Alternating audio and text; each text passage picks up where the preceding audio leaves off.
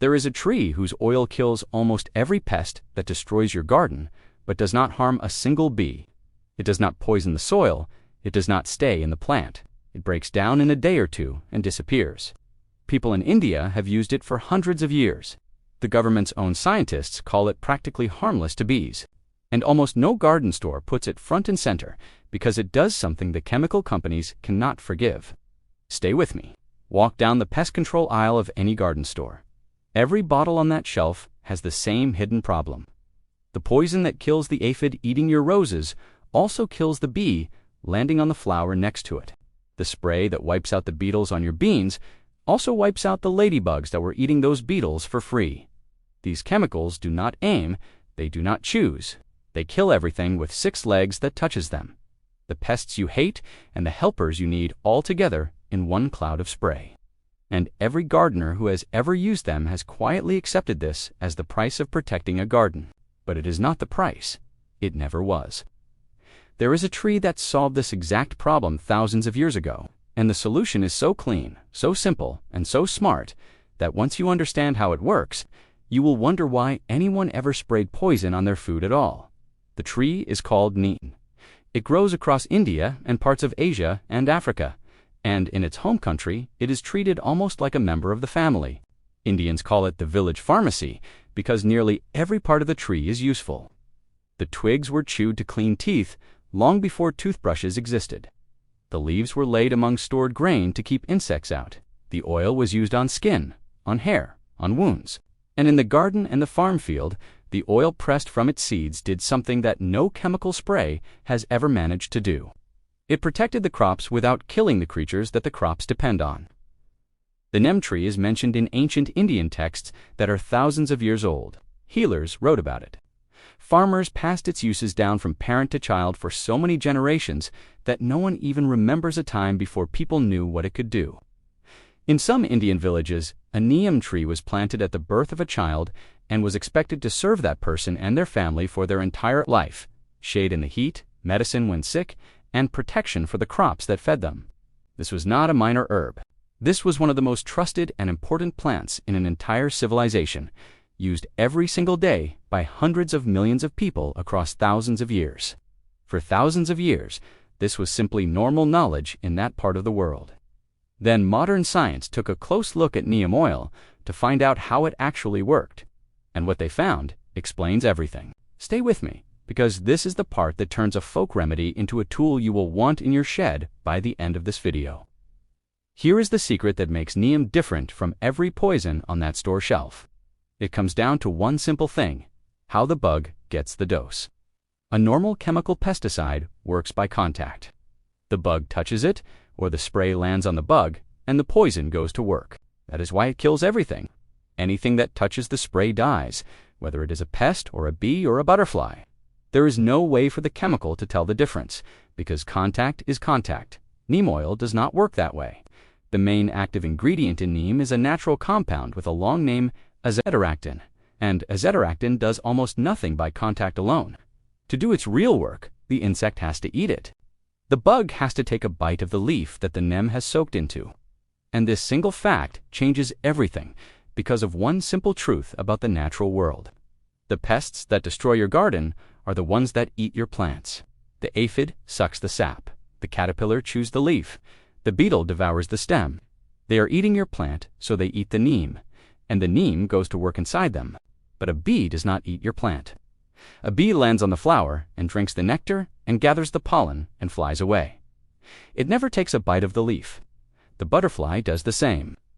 The ladybug is hunting other insects, not eating your plants. So the very creatures you want to protect, the pollinators and the helpers, simply never get a meaningful dose of the neem, because they were never eating the plant in the first place. The plant eaters get it. The plant helpers do not. The neem aims itself. Think about how clever that is. For decades, the chemical industry has told us that this is an impossible problem, that any spray strong enough to kill the pests must also harm the bees, and that we simply have to accept the loss of pollinators as the cost of growing food. They built that idea into everything, because their poisons genuinely cannot tell the difference. But Neem proves the whole idea was a lie. The difference between a pest and a pollinator is not hard to find at all. The pest eats your plant, the pollinator does not. Nature drew that line a long time ago, and Neem simply follows it. The chemical companies never solved this problem because they never needed to. They were happy to sell you a poison that killed everything, as long as you kept coming back to buy more. This is why the United States Environmental Protection Agency, the government's own scientists, not a company trying to sell you something, classifies neem oil as practically non-toxic to bees, to birds, and to mammals, not lightly toxic. Not used with caution, practically non-toxic. Studies have shown that direct contact has no real effect on worker honeybees. The thing that kills the pests genuinely leaves the bees alone, and we have the government's own testing to prove it. Now hold on, because it gets even better than that. And this next part is what makes neem almost the perfect garden protector. When you spray a normal chemical pesticide, where does it go afterward? It soaks into the soil. It runs off into the water when it rains. It stays on the plant for weeks. It builds up. Some of these chemicals stay in the ground so long that they poison the next thing you try to grow there. That is why the warning labels tell you to wait, to keep pets away, to not plant certain things for a season. The poison does not leave, it lingers. Neem does the opposite. Azidirachtin breaks down fast. In sunlight, it falls apart in about 1 to 2 days. On the leaf, it is mostly gone within a day or two. In water, it can break down in under an hour in some conditions. In the soil, microbes eat it up within days to a few weeks. It does its job, and then it disappears, leaving nothing behind to build up, nothing to poison the next crop, nothing to run off into the stream and harm the fish. It is there when the pests are feeding, and it is gone before it can do any harm to the wider world. And here is one more thing the chemical sprays cannot do. Neem does not just kill on the spot. Azidirachtin works by confusing the insect's own body. It is shaped so much like the natural hormones that control an insect's life that once eaten, it jams the system. The pest stops feeding. It cannot molt properly into its next stage. It cannot lay healthy eggs. So Neem does not just kill the bugs that are there today, it breaks the cycle, stopping the next generation from ever arriving. It controls over 100 different kinds of garden pests, this way aphids, whiteflies, beetles, caterpillars, mites, leaf miners, mealybugs, and more. One oil from one tree against more than 100 enemies of your garden, and still harmless to the bee. So now we reach the real question.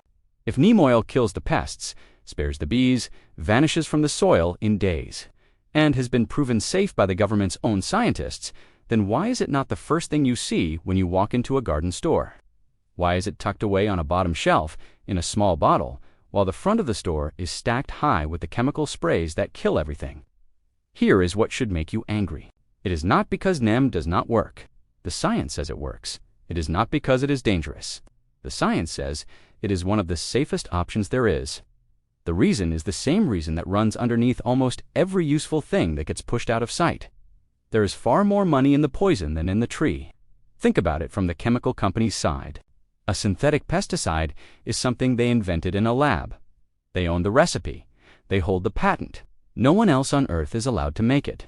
That means they control the price, they control the supply. And every bottle sold puts money in their pocket and no one else's. And because the chemical lingers and breaks down slowly, and the pests build up resistance over the years, you have to keep coming back to buy more, season after season, forever. That is not a flaw in their business. That is the whole business. Now look at Neem.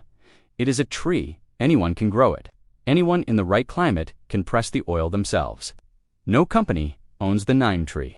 No company holds a patent on a plant that has been growing in India for thousands of years. There is no way to corner the market on something that grows wild across an entire continent. A product that anyone can grow, press, and use. That breaks down in 2 days and asks for almost nothing is not a product a chemical giant can build an empire on. It is the opposite of their business model.